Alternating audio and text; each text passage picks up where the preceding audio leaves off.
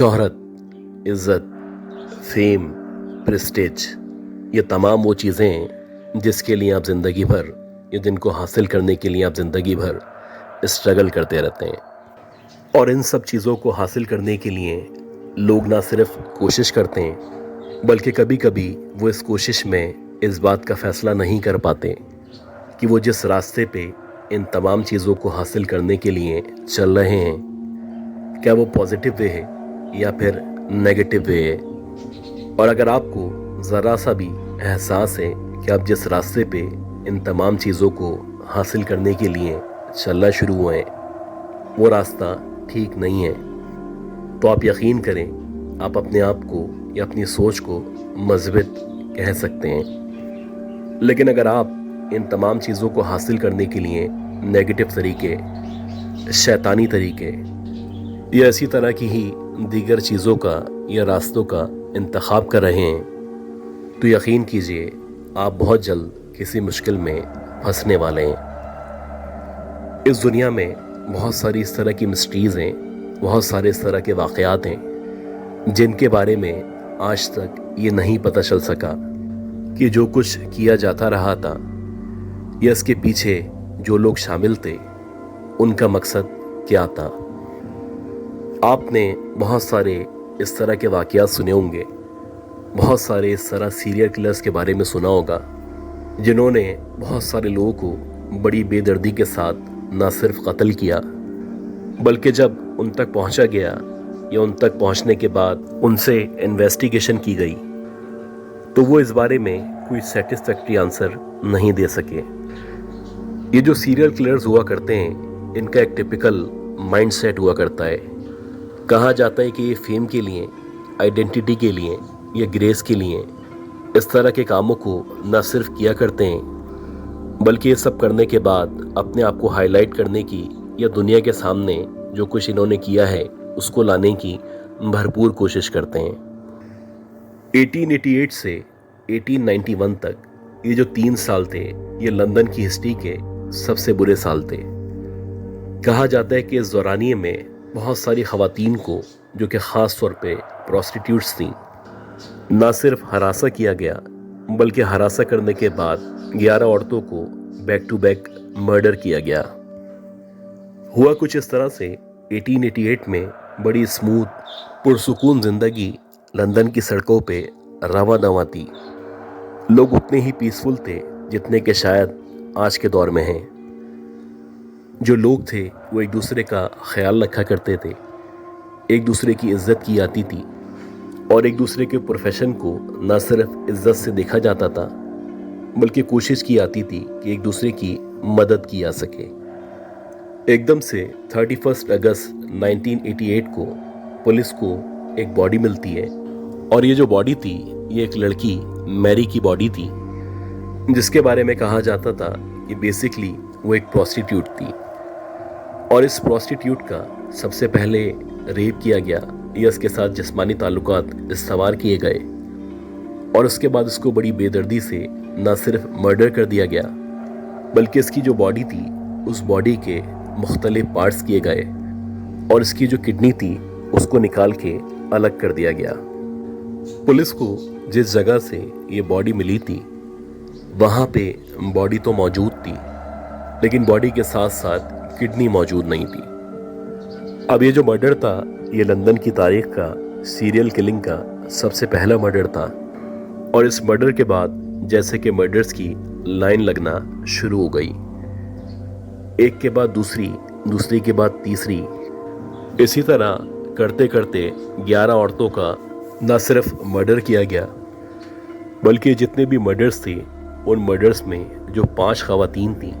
उनका तो इस कदर बेदर्दी के साथ मर्डर किया गया कि उनके जितने भी बॉडी पार्ट्स थे उनको अलग करने के बाद उनकी जो किडनीज थीं वो एक जैसे तरीके से गायब कर दी गईं।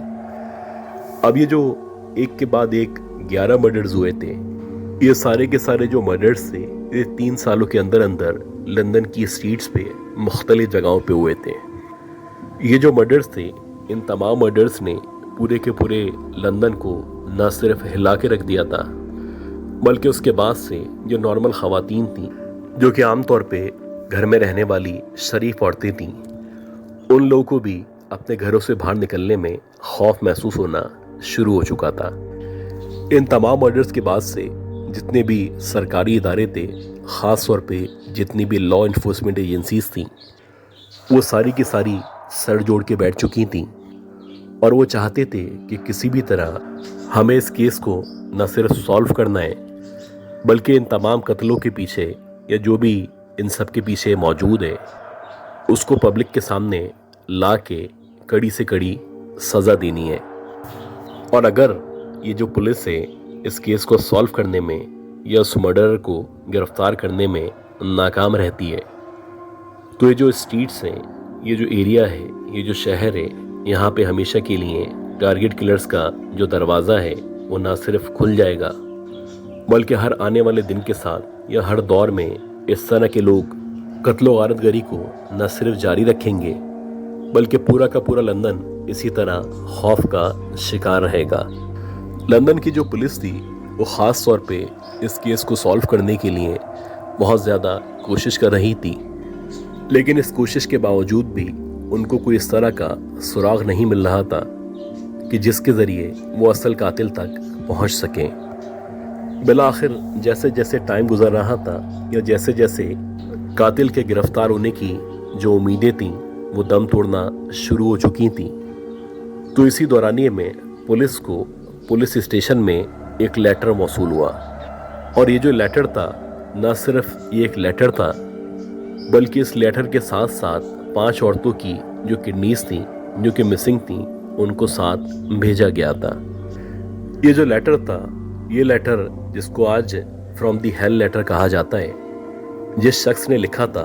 उसने अपना नाम जैक द रिपर के नाम से शो किया था। उसने एडमिट किया था कि जितनी भी प्रोस्टिट्यूट्स हैं जिनका मर्डर किया गया है, ख़ास तौर पे जो 5 औरतें हैं जिनकी किडनीज को अलग कर लिया गया है, ये जैक द रिपर उन तमाम कत्ल के पीछे न सिर्फ इन्वॉल्व है, बल्कि उसके साथ साथ वो चाहता है कि वो इस बात को पब्लिकली एडमिट करे और लोगों को पता चले कि इन तमाम कत्लों के पीछे कौन मौजूद था। ऐसा वो सिर्फ इसलिए कर रहा था कि एक तो वो फेम हासिल करना चाहता था और फेम के साथ साथ वो चाहता था कि इस दुनिया को, जब तक ये दुनिया आबाद है, ये मैसेज दे सकूं कि हर दौर में मेरी तरह के पागल लोग मौजूद हुआ करते हैं। खैर ये जो लेटर था ये सिर्फ एक लेटर था, लेकिन इसके बारे में या उस शख्स के बारे में मज़ीद कोई मालूमात मौजूद नहीं थी। पुलिस चाहती थी कि जिस शख्स ने यानी जैक द रिपर ने ये लेटर भेजा है, उस शख्स को जितना जल्दी हो सकता है गिरफ्तार किया जा सके और उसको पब्लिक के सामने लाके सरेआम सज़ा दी जाए। इस हवाले से पुलिस ने मुख्तलिफ जगहों पे या मुख्तलिफ एरियाज़ में छापे मारना शुरू कर दिए थे। इस हवाले से एक बार्बर शॉप थी, उस बार्बर शॉप के ऊपर एक पॉलिश आदमी जो कि वाइट था काम किया करता था। पुलिस का यह ख्याल था कि जो आदमी उस बार्बर शॉप पे जॉब किया करता है वो यकीनन इन मर्डर्स के पीछे ना सिर्फ इन्वॉल्व है, बल्कि हो सकता है कि वो खुद ही जैक द रिपर हो। खैर पुलिस ने उसको भी गिरफ्तार करने की कोशिश की, लेकिन उसको गिरफ्तार करने के बाद भी उसके पास से इस तरह की मालूमात नहीं मिल सकी। जैसे जैसे टाइम गुजर रहा था वैसे वैसे ये जो कातिल था, इसके मिलने की या इसको गिरफ्तार करने की जो उम्मीदें थीं वो ना सिर्फ दम तोड़ती चली जा रही थी, बल्कि अब पुलिस को भी लगने लगा था कि जो मिस्ट्री है ये हमेशा अनसॉल्व रहेगी। और ऐसे ही हुआ कि सालों गुजरने के बावजूद भी उस मर्डरर का या उस सीरियल किलर का ना ही कुछ पता चल सका। लेकिन अजीब बात ये थी कि जब ये मर्डर्स हुए थे और जहाँ जहाँ पे ये मर्डर्स किए गए थे, ख़ास तौर पे 5 वो प्रोस्टिट्यूट्स जिनकी किडनी को उनके जिस्म से अलग कर दिया गया था, जहाँ जहाँ पे उनके मर्डर्स हुए थे उन जगहों के बारे में कहा जाने लगा था कि सनसेट होने के बाद, यानी जब अंधेरा हो जाया करता है, तो उन जगहों पे पैरानॉर्मल एक्टिविटीज़ होना न सिर्फ शुरू हो चुकी हैं, बल्कि अक्सर लोग कहा करते थे, ख़ास तौर पे जहाँ पे मैरी का मर्डर किया गया था, लोगों ने वहाँ पे रात के औकात में मैरी के ही रूप में या मैरी की ही तरह एक औरत को सफ़ेद लिबास में न सिर्फ वॉक करते हुए देखा है, बल्कि जब लोग उसकी तरफ जाने की या उसकी हेल्प करने की या उससे बात करने की कोशिश करते हैं, तो देखते ही देखते वो उस जगह से या उस मंजर से हवा में तहलील हो जाती है और ऐसा लगता है जैसे वो देखते ही देखते उस जगह से गायब हो चुकी है। इसी तरह जिस जगह एनी यानी जो कि सेकंड औरत थी जिसका मर्डर किया गया था, जो कि एक चर्च के पास मर्डर हुई थी, तो लंदन के लोग कहा करते थे कि उस चर्च के बाहर रात को 2 या 3 बजे के टाइम हमने देखा है कि वही एनी चर्च के गेट के बाहर खड़ी हुई होती है। उसने भी सफ़ेद कलर का लिबास पहन रखा होता है और उसके उस वाइट ड्रेस के ऊपर जगह जगह खून लगा होता है, जैसे कि वो ज़ख्मी हालत में है या उसको लोगों की या हमारी मदद की ज़रूरत है। और वैसे ही जब लोग उस एनी के पास जाने की या उसकी हेल्प करने की या उसको अस्पताल तक पहुंचाने की कोशिश करने के लिए उसके पास जाते हैं, तो वो एकदम से वहाँ से देखते ही देखते गायब हो जाया करती है। लंदन की तारीख की ये एक ऐसी हिस्ट्री थी, ये एक ऐसा लेटर था और ये कुछ इस तरह के मर्डर्स थे जिनको शायद कभी भी लंदन की तारीख में भूला नहीं जा सकेगा। जैसे कि आप लोग आजकल अपने अपने मुल्कों में, यानी ख़ास तौर पे इंडिया में, पाकिस्तान में, लंदन में, यूरोप में या तुर्की में सर्दियों से महसूस हो रहे हैं, तो इसी दौरानिए में यानी इन जनवरी, फरवरी और दिसंबर के महीनों में ज़मीन के कुछ हिस्से इस तरह के मौजूद हैं जहाँ पे इन दिनों में गर्मियाँ हुआ करती हैं। जैसे कि आप अफ्रीका की मिसाल ले सकते हैं या सबसे अहम ऑस्ट्रेलिया है, और ऑस्ट्रेलिया में आजकल गर्मियाँ चल रही हैं। तो वैसे ही 1948 चल रहा था और शायद 1 दिसंबर की बात थी, ऑस्ट्रेलिया एडलीड के एक बीच पे पुलिस को एक बॉडी मिली। ये जो बॉडी थी, ये जो शख्स था जिसकी बॉडी पुलिस को मिली थी, वो बहुत ही वेल ड्रेस लग रहा था और ऐसा लग रहा था जैसे किसी तकरीब में जाने के लिए तैयार हुआ हुआ है। उसने प्रॉपरली 3 पीस सूट पहन रखा था और बहुत ज़्यादा साफ सुथरा इंसान लग रहा था। खैर, पहले तो पुलिस की जो अपनी कार्रवाई होती है या जो भी रिपोर्टिंग वगैरह होती है वो की गई, और इसी दौरानिए में जब उस शख्स के कपड़ों को या उसकी जेबों को चेक करना शुरू किया गया, तो वो जो शख्स था जिसका मर्डर हुआ था, उस शख्स का जो कोट था, उस कोट की जेब में एक पर्ची रखी हुई थी और उस पर्ची पे लिखा हुआ था तमाम शुद्ध। अब तमाम शुद्ध का मतलब अगर आप पर्शियन लैंग्वेज की बात करें, उसका मतलब होता है इज़ ओवर और इज़ फिनिश्ड, यानी मुकम्मल हुआ और ख़त्म हुआ। उसके बाद जब पुलिस ने उसकी दीगर जेबों को, ख़ास तौर पे जो उसकी पैंट थी उसकी जेबों को चेक करना शुरू किया, तो पुलिस ने देखा कि उसकी जेब में एक ट्रेन का टिकट रखा हुआ है। ये जो टिकट था ये एडलीड से किसी दूसरे शहर में जाने के लिए ट्रेन का टिकट था,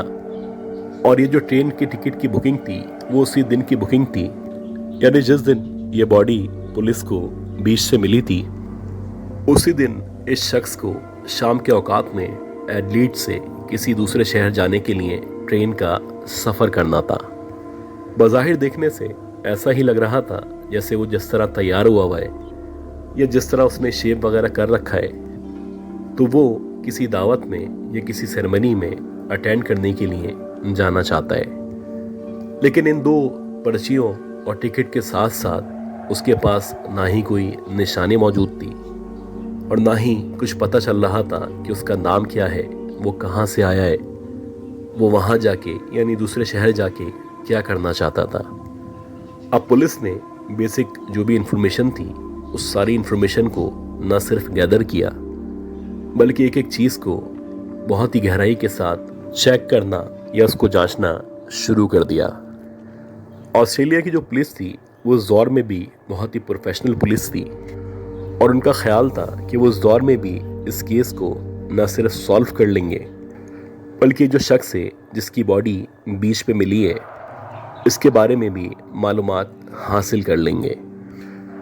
پولیس نے مختلف زاویوں سے مختلف طریقے سے اس کو پہچاننے کی یا اس کے بارے میں جاننے کی یا اس کی جو بھی انفارمیشن تھی اس کو حاصل کرنے کی کوشش شروع کی۔